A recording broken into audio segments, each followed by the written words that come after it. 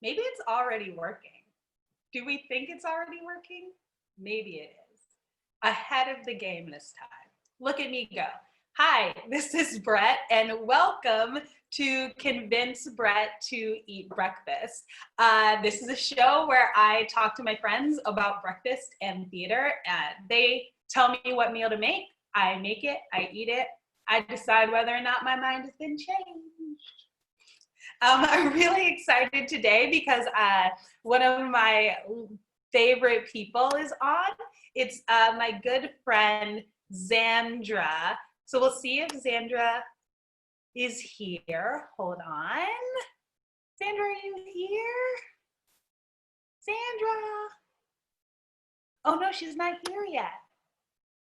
All right, well, I'll talk until she comes back.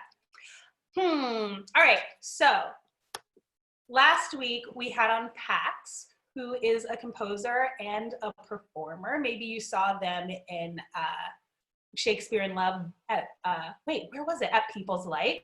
And they introduced me to cooked apples, which ordinarily I'm not a fan of a cooked apple, but I was really excited about like kind of thinly sliced, cooked, warm and crispy, but not soggy. Like I'm not a fan of like an apple pie or a fruit pie, but I was a fan of those apples and arugula and cooked arugula, which is, I'm a big fan of a wilted green, but usually I eat them for dinner to try to convince myself that it's like the last save after a day of eating Fritos and I don't know, Fritos, I guess Fritos, Cheetos, and Ritz crackers. I try to like shove in that arugula or that kale at the end of the day. Let's see, what else? What else did I eat with Pax? Oh, and then the first show we had Alex and I made an omelet, and I think it had onions and mushrooms in it, which was good, but I have to be really honest, I'm not a huge fan of eggs, regardless of my bolo tie. I'm not a huge egg fan, but I am I was like liking that omelet. And also I didn't know that you were supposed to like cook the ingredients first, which also makes a very, very big difference. Let's see. Oh, I went to the wrong page. Yeah, so that's been our journey so far. Let's see, I'm trying to think if I've had like a really positive breakfast experience. One time I went to Puebla, Mexico, and we were like staying at a resort, and I had a salmon, like a smoked salmon tartine, which is apparently just toast, the smallest amount of cream cheese, and then like a ton of smoked salmon on top. And I thought that was probably the most successful breakfast I've ever had, because it's not a huge commitment, number one. And number two, it's also just like the best way to start off the day, I think, is like something savory. And I'm not sure if I'm a big fan of like of a huge breakfast, but I am like a fan of like of a meat and of like a cheese. So I feel like in some ways it really like snuck up on me. And also like capers I like anything like kind of salty and briny. Let me check on Xandra 1 second. Let's see where she is.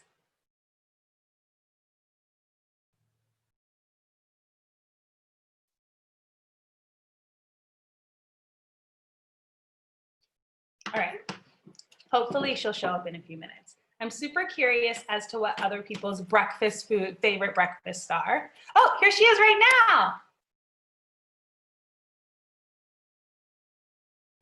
Xandra.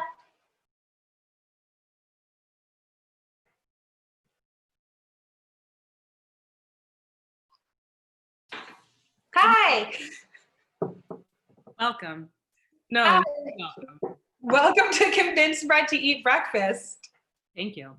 I'm so happy to have you here. I was just like free-vamping for a couple minutes about my favorite breakfast experience. Do you have a favorite breakfast experience? I have a favorite breakfast experience template, which would be something that happens with other people to the point where I can split 50% savory, 50% sweet. Ah, you're a big sharer. Well, I am. I'm not a sharer, but really it's more that I really like love having both savory and sweet and don't like having to commit all the way to one. So if I'm able to share, it's really my best case scenario. Are you like a pancake? You're like a pancakes-er? I'm like give me 2 pancakes with the sausage. Well, I don't eat meat, but like, the sausage equivalent, the egg, the bread, the this, the that. Yes, yes. But like, I also want 2 pancakes. But like, who's gonna make just enough for 2 pancakes? You know what I mean? So that's where the splitting. We sometimes make waffles, and then we make a ton of waffles, and then we like cut them, and then we freeze them, and then we Nice. toast them. But I'm a fan of the dessert waffle. I'm still not a fan of the breakfast waffle. What's the difference? I think a dessert waffle gets ice cream on top of it. Got it. And a breakfast waffle like Gets whipped cream.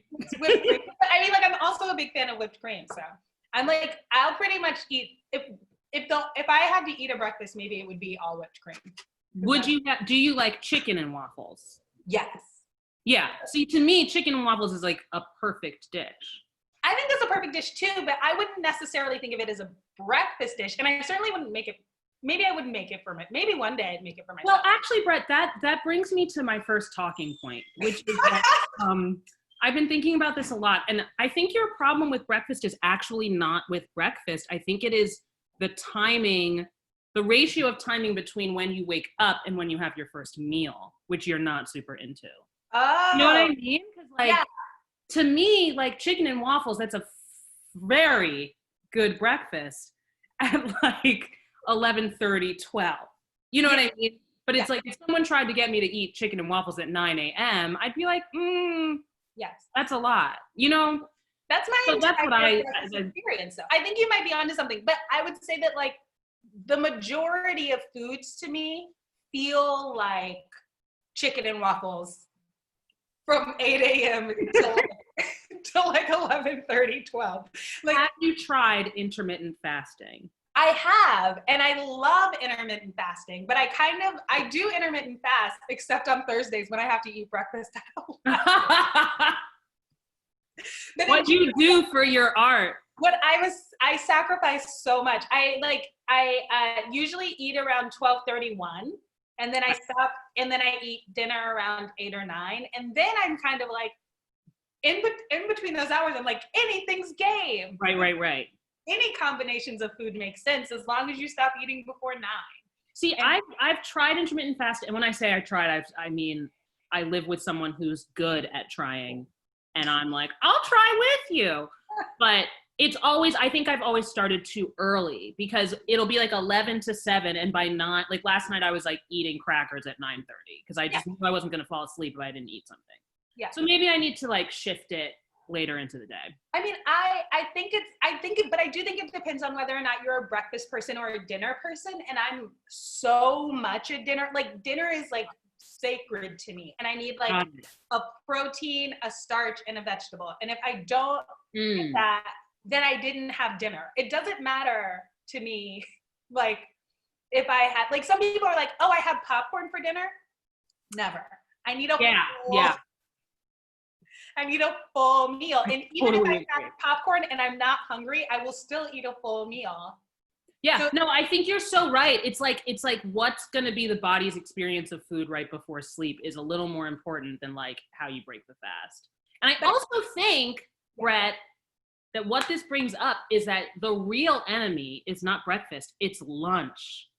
Yes. Because lunch is the most annoying, interruptive, like uncreative experience of the day. But I also feel excited about lunch because I feel like with lunch I've escaped the terror of breakfast. Like I feel like I'm locked. I think in breakfast and I also think like I have a mindset that there are breakfast foods that I just simply don't enjoy, but that I'm locked into I've like escaped tyranny, and now with lunch is just like a small dinner. You know what I mean? Like lunch is just petite dinner.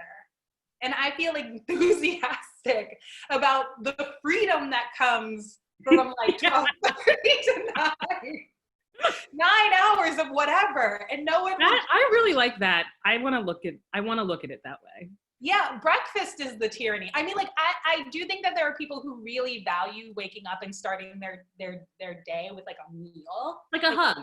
Yeah, but I find the morning so grim.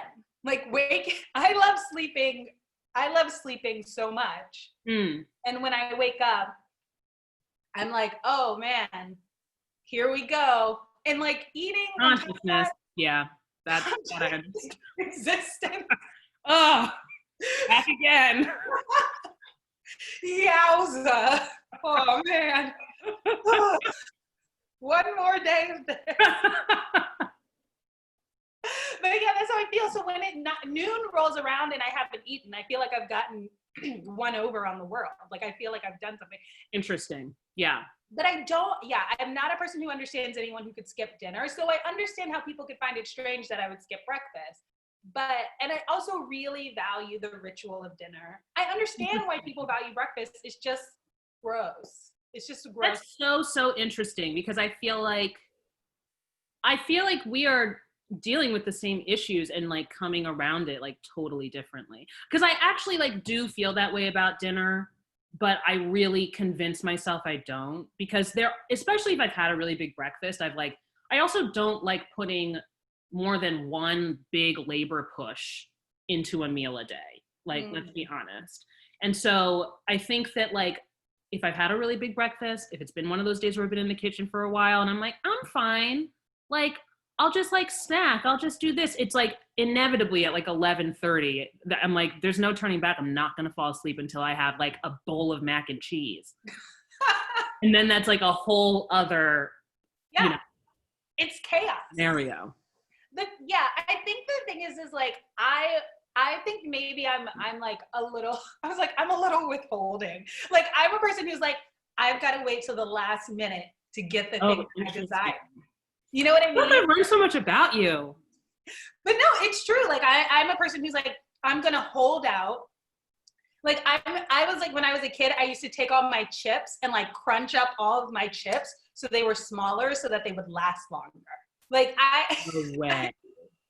I'm like a person who eats around the Pop-Tart and then like saves the filling and the good frosted top part for like, I'm a person who there's a psychology experiment about this, which I always, whenever it would like come up in something I read, I just like disregarded it because I didn't want to like accept what it means about me. Yeah. But they like left children in a room with a donut and were like, if you wait to eat the donut, like you'll get 2 more when I get back.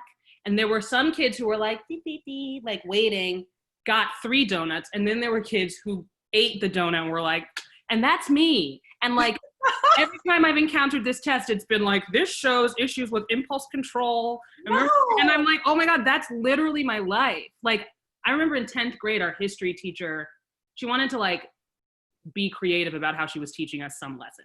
It was probably about communism. And she like left a plate of chocolate chip cookies at every desk. And I came in, it was like first period of the day, I came in, ate my cookies, and literally like, was just eating cookies, just like going through the room eating these cookies. You ate everyone's cookies? Not everyone's, but I definitely ate more than mine.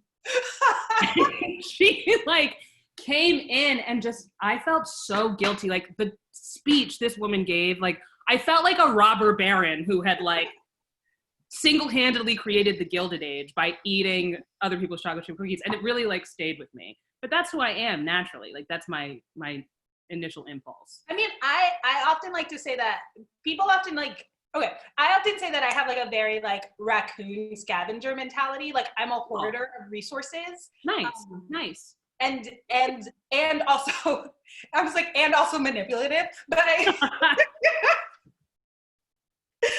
really bold eye makeup. Yeah, I wear glasses. Okay, let's talk about it. I wear glasses.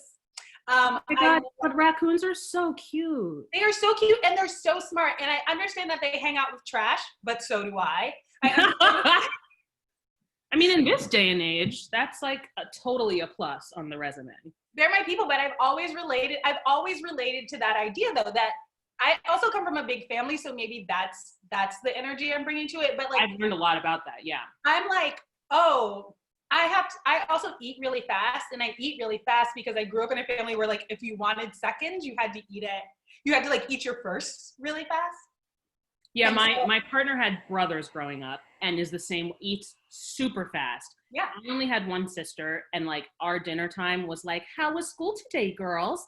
And like we would each like give a paragraph summary of like how the day had gone. And so I am a very slow eater. I expect conversation while eating, and everyone else is like, and I'm like, so.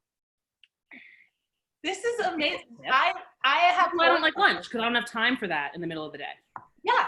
I mean, now it makes so much sense. Most of my life has been like eating fast enough that my brothers can't eat my food. My brothers would like take things off of my plates. The whole situation was very aggressive. And so I'm like a survivor. We did not talk because my parents didn't know. My parents would like ask us how our day was for sure. And my mom watches this, so I feel like I'm gonna get so much grief. Oh, I feel so bad. Like, I just feel like, yeah, growing boys do things to dinner tables. It's like. They do. And also there has to be enough food for dad. Like, so like my dad got home later and like, and so like, I also don't want to make it seem like we didn't have enough food in our house, but there was just like a lot of food competition. So I eat really fast. And I also I'm like, which maybe you were like, why use up my energy on breakfast when I can scavenge and hoard at lunch and have a nice, structured, delicious meal at dinner? It makes total sense. I think we solved it. Yes, I like to go from chaos to order every day. Love it. Oh my gosh. Oh, this makes me I'm so glad that we had that conversation. I feel like it did reveal a lot to me about my All right. So, Xandra, if people don't know you, can you tell them a little bit about yourself? Like what kind of art you like to make, what kind of art you do? I have not made a website yet. So I've been thinking a lot about this because it's like gonna be a project at some point during the shutdown. Yeah. I am a play maker, which is I make plays many different ways. That's what's gonna be on my homepage. And there's gonna be like a spinning basketball. Anyway, that's maybe not. Yeah, I am. I'm a playwright. I'm a actor. I'm a director. I'm a dramaturg, and those are mainly the things I do. I definitely am a teaching artist, and I like making plays that, I don't know, like make you forget about time, but also make you want to do something kind of urgently afterwards.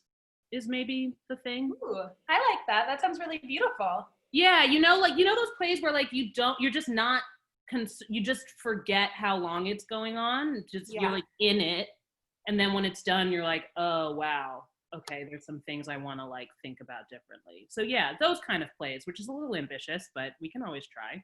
Yeah, I like that. I like the idea of getting lost in theater. I love it's one of the reasons why I love immersive theater and like sometimes devised theater. Like I feel like devised theater like gets you to that like lost place and like allows you to think outside the regular confines of theater.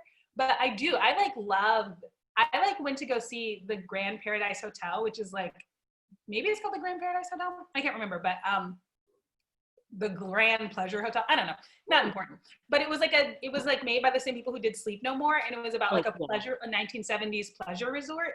And it was like part of it was like so rad and amazing. Part of it was like a little bit like summer camp, like they taught us all a dance, you know what I mean? And there was like a lot of like NYU undergrads giving like sexy looks. But it was like, it was like a lot of like, yeah, no, I feel like I've been in those rooms. Those consent eyeballs, you know what I mean? But they're trying to be alluring, but also making sure it's.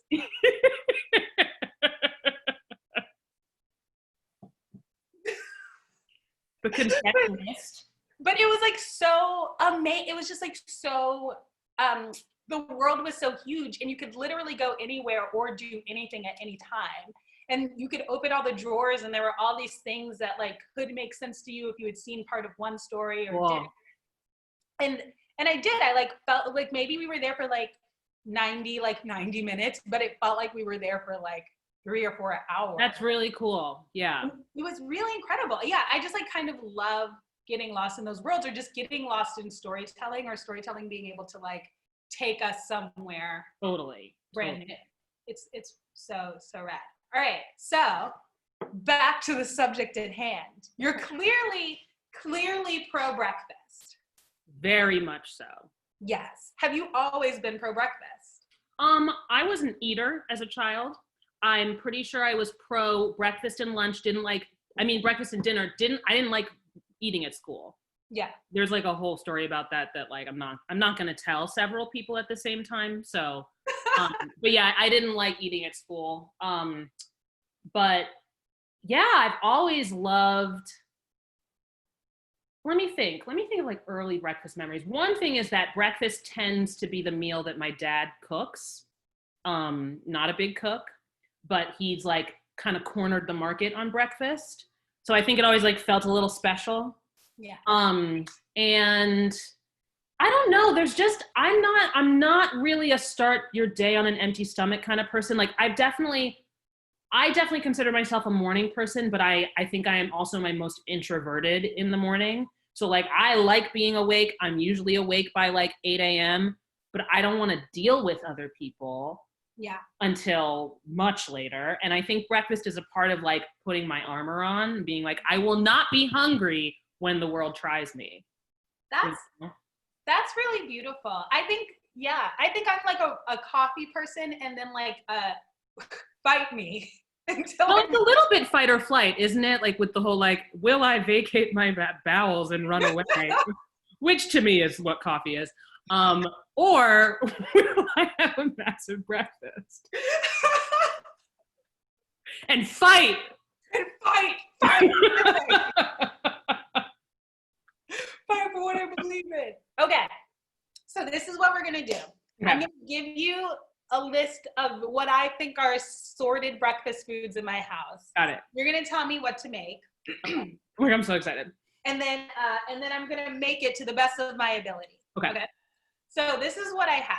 I have bananas, avocados, onions. I have bread, but it's like raisin bread, and I've got to be honest with you, don't like raisins. Got it. Okay. You can use it, but I will say that I will struggle with it. I might just take all the raisins back. We also have arugula, which is arugula and mixed greens. Arugula and mixed greens. Got it. Two different. Is it the mixed greens with like a purpley green in it, or is it all the way green? It's with a purpley green in it. Okay. It's like got some arugula, it's got some kale, it's got some lettuce. What else is in that fridge? Eggs. Cheese is in there. Wait, I'm gonna go look. Hold on. I want to make sure I give you like a full. How many servings are you interested in? Like, because this goes back to the sweet versus savory thing. So are you interested in a pairing of sweet savory, or do you want to go one route? I want to try your belief in the sweet savory. Okay. I have a pickle. That's my only addition. Okay. But yeah, that's what I have. So I have fruit. I have a banana. I also have frozen fruit. I have frozen. So here's a thought, and you can tell me if this would help with the raisin toast bread situation. I would wonder about toasted cinnamon bread, well toasted, like a coat of color. Okay. Peanut butter, if you have that. We have it. And then slices of the banana. Okay. And like, it's the peanut butter definitely like chills out the raisin. It's a little bit of a peanut butter jelly vibe, but it also keeps you full for like a very long time. Okay. So there's that. Then with that avocado, I'm wondering, do you like to poach your eggs ever? I don't know how to poach an egg. Do you just There's pop like this really cool contraption that I really want, but like if you don't have it, you can just boil water and then crack the egg into the water, but you have to like really watch it and it gets really intense. So what I would do, well, here's this crazy thing that's not like, I think it's crazy. Maybe it's like super well known. You can cut an avocado in half, crack an egg into the little pit hole and bake that. Okay. And like basically the like yolk kind of like combines in with the avocado and it gets like gooey but warm and like it's good. It's really good. Okay. So that's a little out there, but something you could try. Let's try. Okay, so I'm pro trying toast, peanut butter, banana. Okay. And I'm also pro trying cut an avocado in half and put an egg on it. Yeah, I mean, I feel like everyone should try that at least once. And Right. you can like I like to throw like steak seasoning on the raw egg before putting it in the oven and then it bakes up. Ooh, that sounds good. All right, so let's get started. I'm so excited. This toast is like, it's raisin nut loaf. It's like Who made it? Trader Joe's. I mean, what's good about the nut is that it's already kind of savory. It's not like a sweetbread. That's true. And I'm gonna approach this situation with an open mind. I'm not gonna prejudge this bread situation. And I'm just curious to see if it works for you. If it doesn't, like there's so many other options. This is a low stake situation, everybody. I just really love your like how patient and you are with this. You're like, this doesn't have to be the right fit. Anything could be the right fit. I mean, there's so many options out there and like the number of breakfasts ahead of you are endless. And I know we're gonna get you there. In this quarantine, the number of Me and the pantheon of floating heads who join you in this process. I know, it's like actually been a really nice process to like talk to my friends. And surprisingly, I thought that like I've only met one person who's been kind of ambivalent about breakfast. Oh, really? So everyone else is pro? Or con. And it sparks a lot of debate. People feel really strongly about whether or not they would eat breakfast in the morning or not. All right, so do you have a favorite place to eat in Philly? Breakfast specific or in general? In general. Well, this is breakfast specific, but it's a really good place for savory sweet splits if you are in a group. I love Silk City Diner. Oh. Really good. Like they have very good vegetarian options. Like, oh my God, what did I have there? It was like a cheddar melt. It was like a Beyond Burger, but like with mushrooms, with a bunch of cheddar cheese, on rye bread, great fries. Like it was so, so good. And I had half a waffle too. Like it was just a really, really good meal. That's amazing. Yeah, it's so good. And then I live really close to this place called Dasiwa, which is a sushi restaurant. And I feel like I've probably done the most takeout from them during the quarantine. They have this really good system. Like, we used to eat there all the time, so I like feel like I know them really well. And you call them, they are like, we'll call you when it's ready. They call you when it's ready. They have like a table where they put your order. Like it's just like really organized and like they seem to feel on top of their system. So I feel on top of the system. So it works for me. And it's so good. It's really good. Can I ask you a avocado egg situation question? Please. My avocados are a little small. And I have obviously 2 pieces. Do I scramble the egg or do I just crack the egg open? No, yeah. Just try your best to get the yolk in the divot. Okay. And then the rest of the egg will just kind of bake in whatever shape it falls. Cool. You know, it's like an abstract art project to a degree. All right. I'm really excited about, how'd it go? Badly. Where's the yolk? In the pan. It just like, all right. Well, I mean, okay, let's think. No. I'm going to scoop out a little bit of avocado. Great. And then I think that was my mistake. I'm gonna scoop out a little bit of avocado. Cool. Yeah. And then I'm very delicately, it's like surgery. I'm like a surgeon. Ah! I'm gonna put the yolk back into the. Nice. Oh my gosh, get in there. She get it. I got it. Don't come out. All right. Those are seasonings on top. You good. Just stay in there. You good.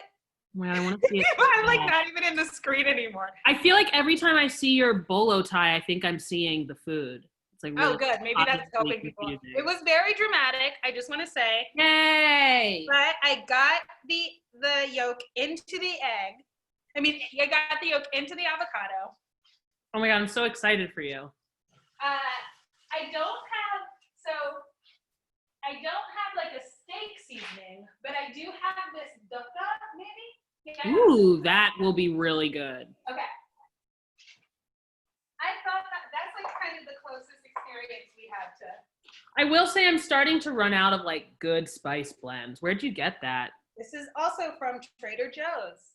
I need to pay David a visit, I think. Yeah, he loves, I'm saying this to everyone on Facebook. He loves visitors. No, I mean like, he does like, he is really happy to see his friends. I think Good. It's very chaotic and challenging to work at a grocery store. I can only imagine, yeah. And he's definitely like trying his best. All right, I'm gonna try to like show people what I've done. Yay! It looks so good. It's in there. I'm like, it's like my most precious cargo. I'm gonna say maybe 400. 400? Like really zap that thing. Yeah. All right. So we're gonna put it in there. We're gonna okay. And then I also put my toast in here. It's still toasted. Great. All right. So this restaurant. So what kind of food is it? Remind me. So Dasiwa is a really good sushi. Well, basically Japanese food, but they have like a huge sushi selection. I feel like I get a different special roll every time I order. They have really good vegetarian rolls. They've got udon noodles if that's what you're in the mood for. Really good miso soup. And it's like family run and small and like BYOB. And I just like feel good being a patron of their business. Where is it? It's in Fairmount. It's like 26th and I don't know, maybe Brown, Poplar.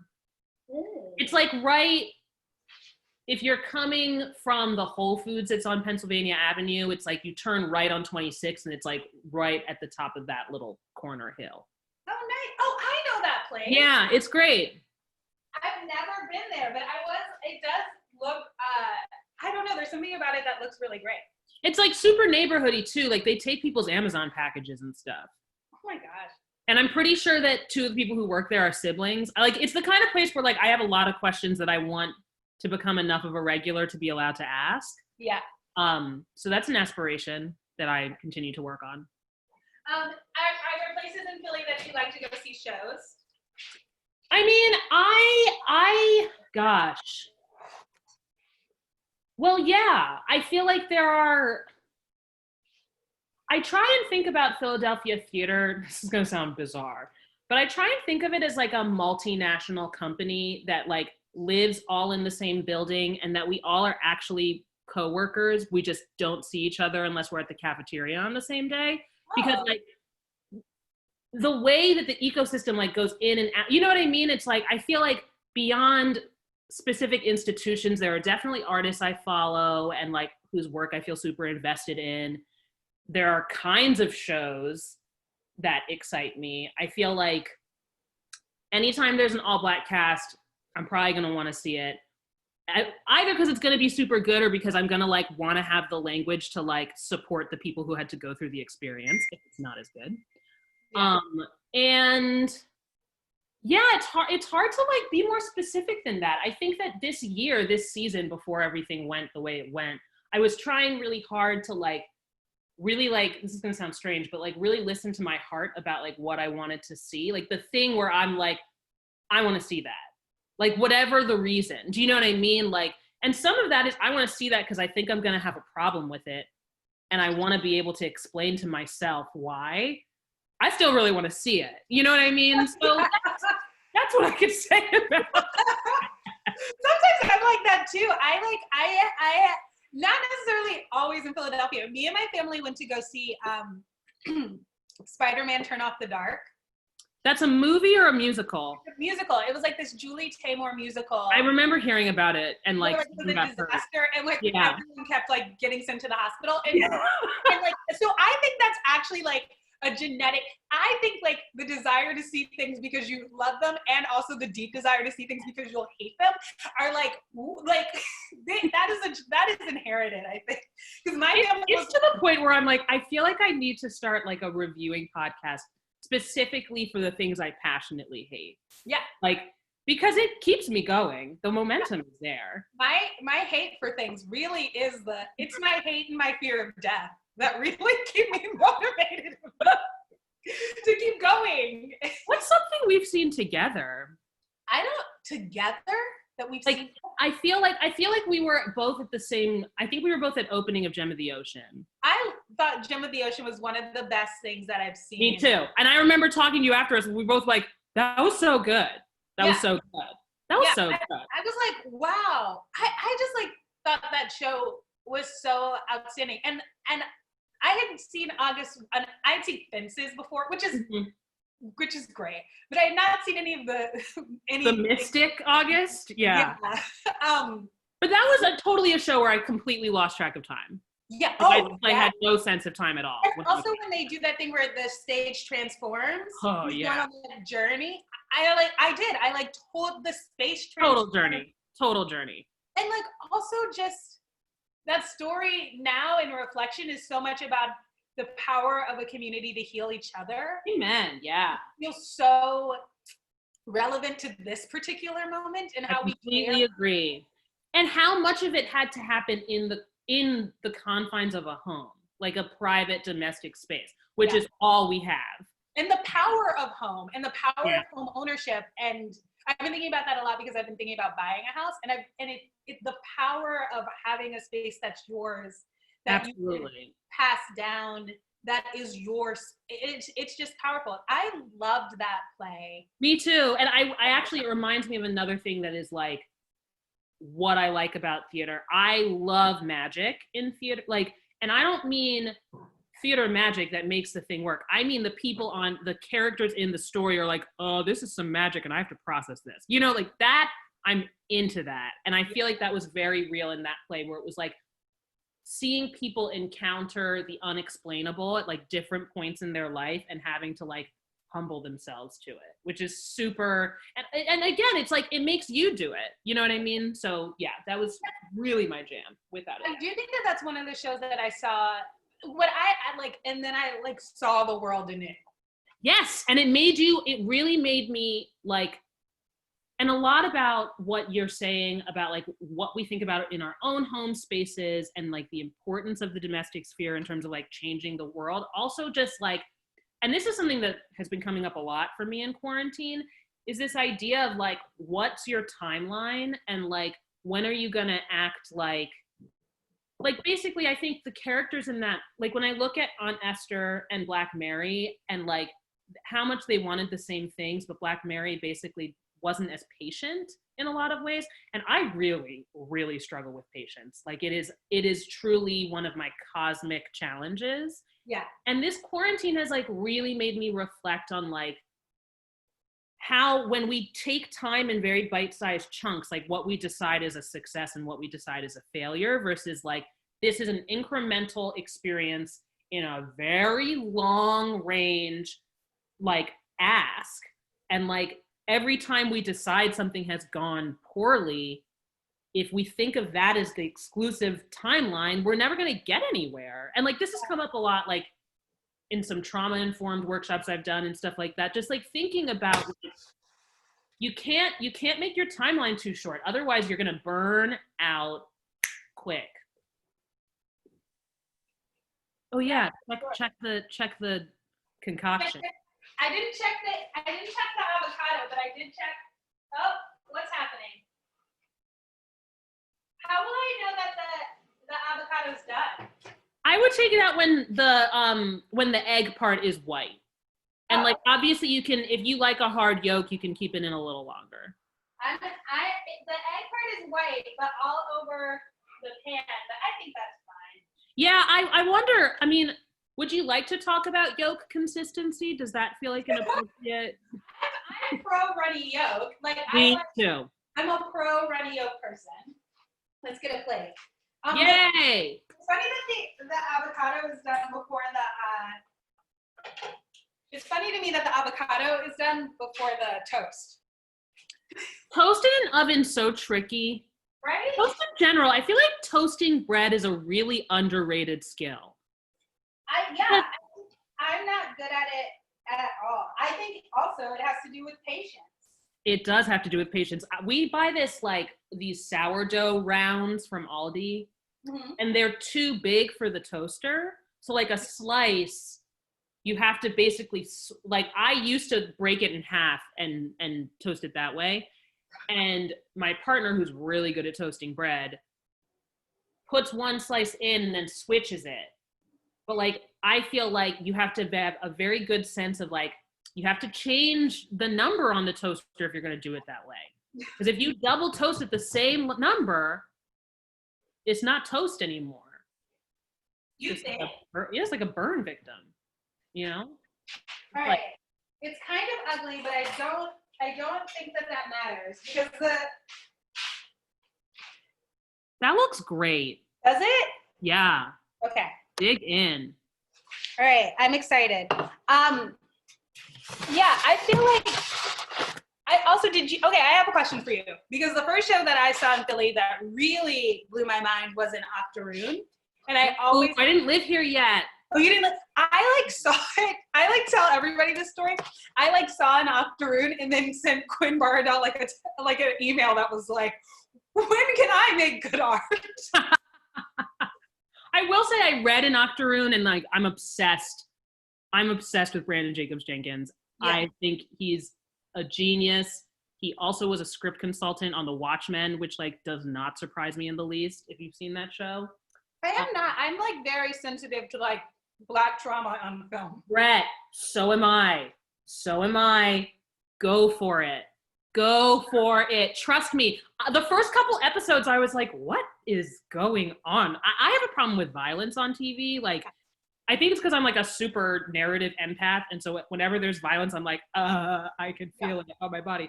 It is violent, but it is one of the most creative, vengefully contained stories. It's so good. I really think you would like it a lot. Okay.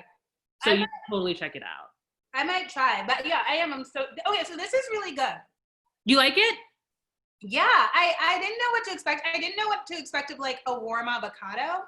I was mostly concerned about the warmth of an avocado. I know, it's so weird. We so rarely do it. But I mean, you put it on nachos and they're warm, Yeah, it's really good. I'm so glad. Yeah, this is a yes from me. Maybe not for breakfast. Maybe not for breakfast. But for lunch. Maybe for lunch. Well, wait. So were you gonna ask me a question? Oh no, mostly about I saw that was one of the first shows that really blew my mind too. Was seeing an Octoroon, and it's just so rare. I've seen some show David and I went to go see West Side Story, the Ivo Van Hoff one. Ivo Van Hoff. Ooh, fancy. Yes, we went to go see the Ivo Van Hoff West Side Story, and I was so excited, right? Because I just also am the worst person because I am a person who wants to believe in art and its authenticity, but I'm fancy European director, you know what I mean? Obviously, it's going to be amazing, and it was really hard. His interest, West Side Story is such a big piece of nostalgia for me and for my partner that trying to disassociate yourself from that, I don't know, that experience and being actually offered something that's film, more interesting in the technical aspect of film was actually really hard. That's what I've heard, yeah. Some of it was West Side Story, because I was obsessed with that movie, truly obsessed. I saw a revival of it, I guess it was probably early 2010s, I don't know, 10, 11, somewhere around there. and it was a bilingual production. And there was, and I am Latinx, and there was something about hearing that show in Spanish where I was like, I think I don't like this anymore. Like, it was like this like tiny shift in perspective, and I was just like, dude, this has always been a little whack. Like, and I can't come back from it now. Like, it really just changed it in a way that like makes me understand why someone would want to update it. Mm-hmm. But I don't think what Ivo van Hoff was doing was the update it needs in any way.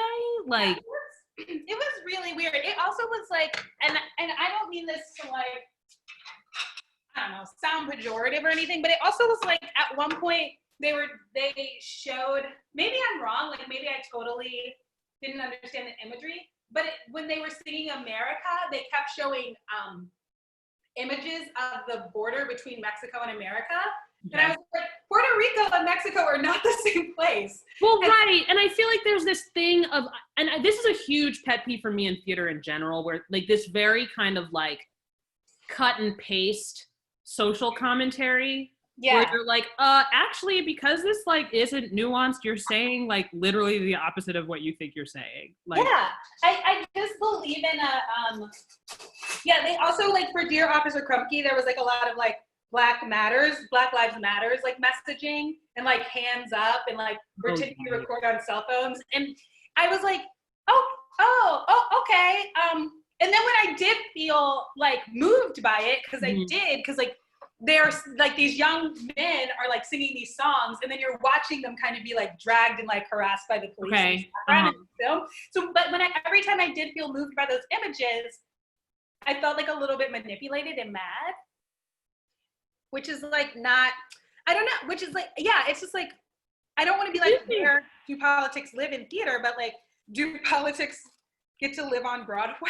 Like, you know? I also think manipulation is such an important word.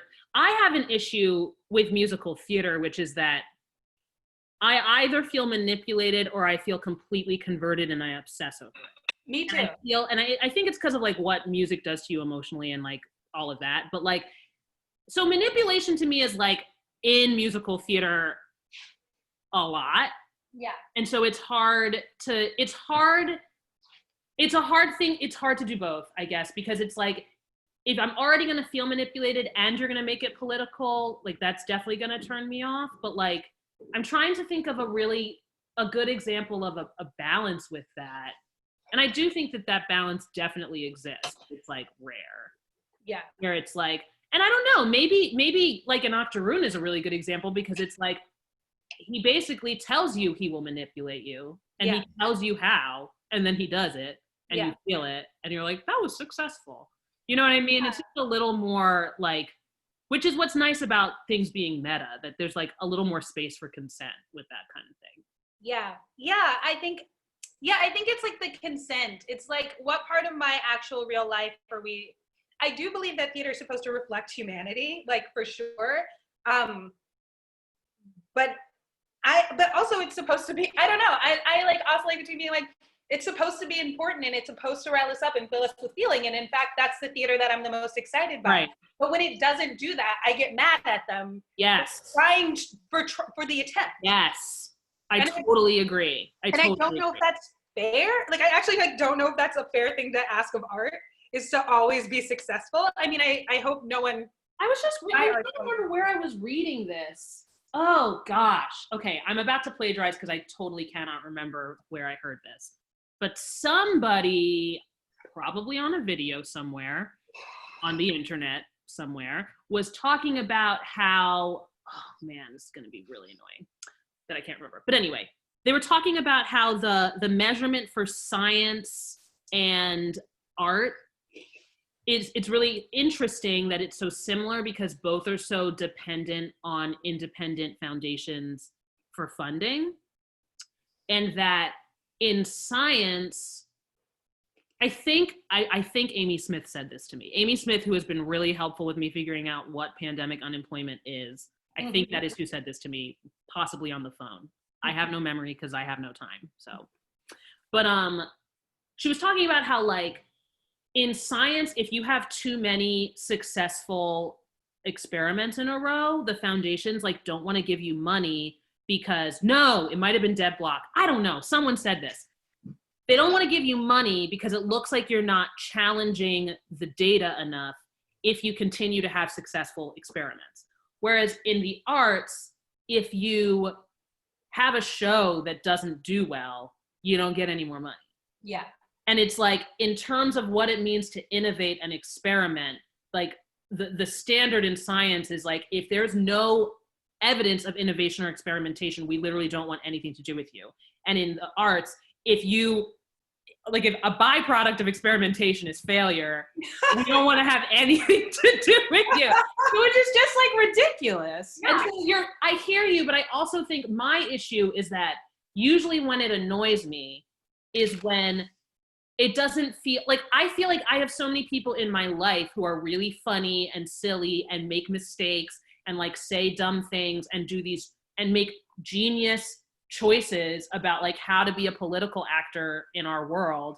And I find them very interesting to watch and be around. And so when I have to be in a dark room with people who just aren't convincing as humans, that's when I feel manipulated. Because I'm like, you haven't explained this, you haven't explained that, you haven't told me why, like I even had to like know about their 7th grade crush, but now the 7th grade crush is like, you know, the legislator who's in charge of the bill that they like blah blah blah. And it's just like this kind of storytelling where I'm just like just let me care about a human and I'm probably gonna like it. Like chill out. If I like the people and believe the people. Yes. We also saw Hades Town where I don't know. Persephone, no, you know who He's the mom, right? No, who's the Eurydice and Orpheus. Orpheus? Who's the boy though? Who's like Orpheus. Orpheus. He like turns around and stuff, right? Yeah, the guy who turns around. Yeah. And you know him. Faithless Orpheus. Come on, Orpheus. Like I saw that and it was like actually like the people who were supporting them were so amazing and so compelling.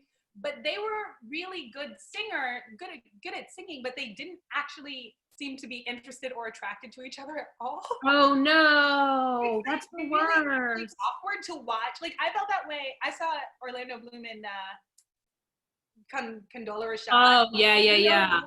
And they both were trying their best, but they were not interested in each other, and I couldn't drum up any kind of like heat for each other. And so then you're just like you don't know where to look anymore. You're like yeah, that's tricky too. But then when I see people who like I really believe are in love with each other or just like each other or are interested in each other, I'm like so compelled. And totally. I saw Norm somebody, and people are really gonna come after me for this. Norm Lewis maybe, and Audra McDonald and Porgy and Bess.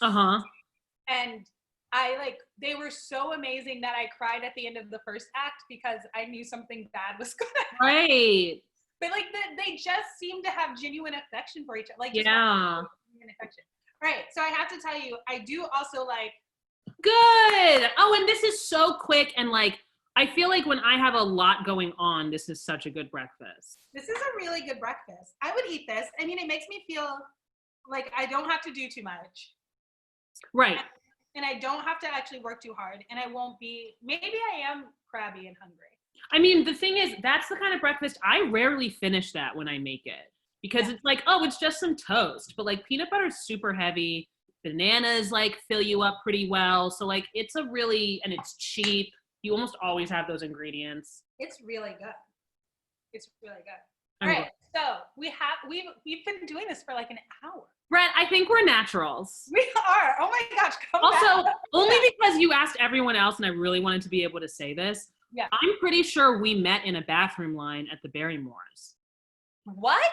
I'm pretty sure that's where because I remember I like watched your PAX episode, I watched your Alex episode, and I was like, okay, like where did me and Brett meet? And I was like, I'm pretty sure it was the bathroom line. Wow, at the Barrymores? I'm almost positive. You were definitely in a sparkly dress. I do love a good sparkle.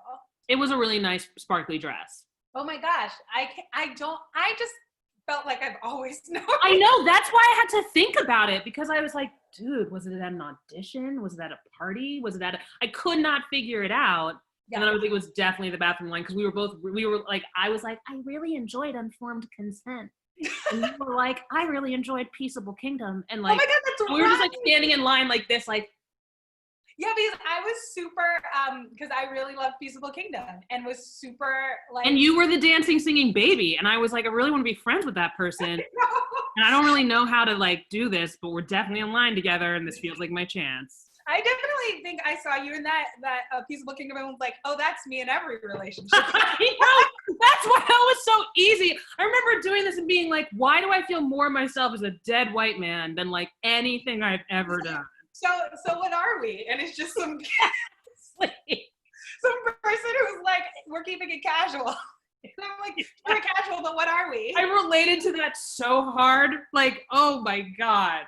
It's so cringe. It was like it was like a real night. I think especially in that period in my life where I was like newly single or like had been single for a couple, and I had like been kind of dating in Philadelphia, and every guy was that person. Oh God, that's the worst. It's the worst. You're like, why is my internal life so much better than what this person is offering? I'm like, am I insane? I'm from New York. I just like moved to Philadelphia a couple of years ago. Maybe I'm insane. But no, that's just true of Philly.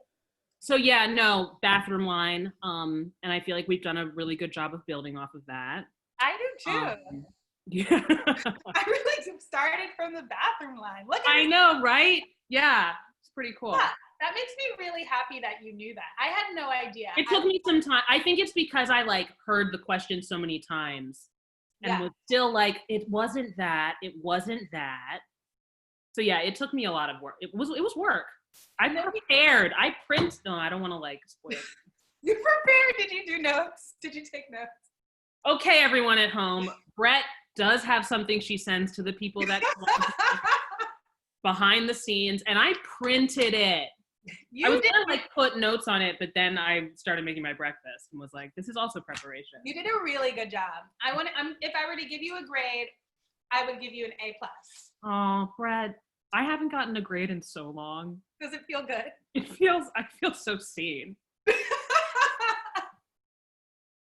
I'm happy for you. All right, but I'm gonna have to let you go because we only have 2 minutes left. But do you want to answer some food-related questions? Yeah, I'll definitely answer food-related questions. All right, you ready? Cold soup or hot fruit? Hot fruit. Oh. Yeah. Bacon or sausage? I guess the vegetarian. Sausage, but sausage still. Yeah. Sausage still? Absolutely. I've always been about sausage. Dipped in ranch or dipped in honey mustard? I always need to say I'm gonna go. Oh, I'm dipped in it? You're dipped in ranch or you're dipped in honey mustard? Definitely dipped in ranch. You're the first person to say ranch. Tastiest food? Tastiest food, my goodness. I think my initial answer is a perfectly ripe mango. And perfectly ripe means that if you're holding it in your hand, there is juice that leaks down your arm. Ooh. Yeah, that is an essential for me. Perfect pairing, talking about your dinner, salmon, mashed potatoes, salad. Yes, that is very like, or you can switch out the salad for asparagus. Yes, we had that last night for dinner. Yum. Grossest food. Grossest food. Ooh. I used to straight up spit out blue cheese, but I've grown up and learned how to appreciate it.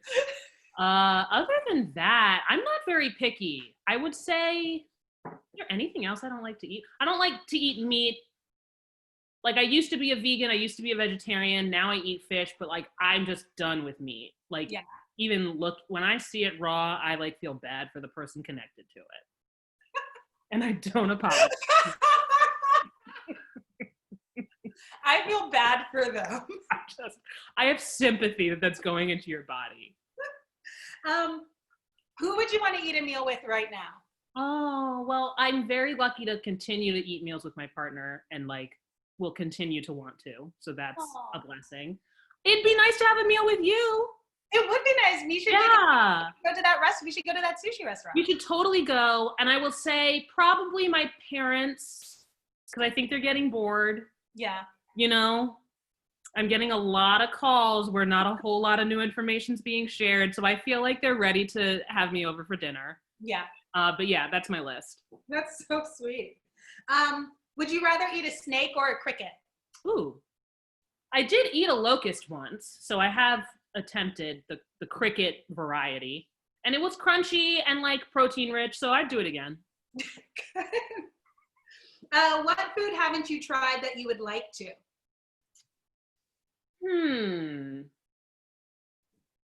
I would like to try, I don't know, I've tried a lot of things. There are definitely some like fake meats out there that like I continue to look for the holy grail of fake meat. Yeah. Like I'm into the Beyond brand. But like there's some stuff out there that I'm interested in that Instagram keeps telling me about. So New someday, meats. you know, like chia steak or whatever. Ooh. That totally doesn't exist, but you never know. I was like, oh, that sounds interesting. Because I would eat that. I would totally eat a chia steak. I would eat that. Strangest food you've ever eaten? I went to South Korea once, and I ate a octopus that it's like a delicacy, but the kind of octopus when it dies, it still moves. And so you like have to chew it. Like they tell you to chew for like 2 minutes before you swallow because it can like move in your throat. And like, yeah, I know. I don't know why this is a part of my life, but yeah, I did do that. Did you feel it moving down your throat? No, I chewed that shit forever. Which is like, I have this tendency to like do like high risk, like crazy things, but like do it in the most risk averse way. I'll give an example, which is that when I was in college, there was this naked run. Like, you know, it's like, oh, night before exams, like everyone runs naked. And I was like, yeah, I'll do it. And I straight up brought a towel and I wore that towel literally like I wore a towel to a naked run. Like that's kind of like risky behaviors that I do. Yeah. Yeah, I chewed that octopus and there was really nothing left to move. Oh my God. That's amazing. Last question. Best condiment. Best condiment, my goodness. I think I'm gonna go with most valuable condiment because of its versatility. Okay. It's not like the thing that I like die over, but like I think Dijon mustard like is such a good addition to like most things. Yeah. You're the third mustard person. Really? Oh my God, that's so interesting. Everyone says mustard. I think a mustard just isn't getting the praise that it deserves. Yeah, I think what it is that it's like you don't realize how much you rely on it. Yeah. You know, and a Dijon is nice and sharp. So it's like, I'm here, you know, it's assertive. It's an assertive mustard. Yeah, it makes its presence known. Absolutely. And then like the like special version is some horseradish, which I haven't had in forever. I love horseradish. Me too. Love. Me too. Love. All right, Xandra, thank you for coming. Oh my gosh. It was I have breakfast with you tomorrow. Yeah, just call me. I'll be here doing the same thing. Good to see you. You too. I miss you very much. I miss you so much. It's crazy. I'm done. See each other in the sun soon. Me too. Okay. Yeah. Until then. Until then. Bye. Bye. I'm leaving the meeting now. Yeah, leave the meeting. All right, so that was Xandra. Both of these things, the avocado with the egg inside, I ate the whole thing. And I still have some peanut butter and banana toast left, but I would definitely eat both these things. Maybe the banana and peanut butter toast I would eat for breakfast, but I would definitely eat that avocado egg thing for lunch. It's very, very good. I'm shocked that not shocked that I never thought about doing something like that, but shocked at how good it is. So everyone should immediately get an avocado and try it. That's it for today. Special thanks to my guest, Xandra, who was lovely and charming as usual. And thanks for coming to convince Brett to eat breakfast.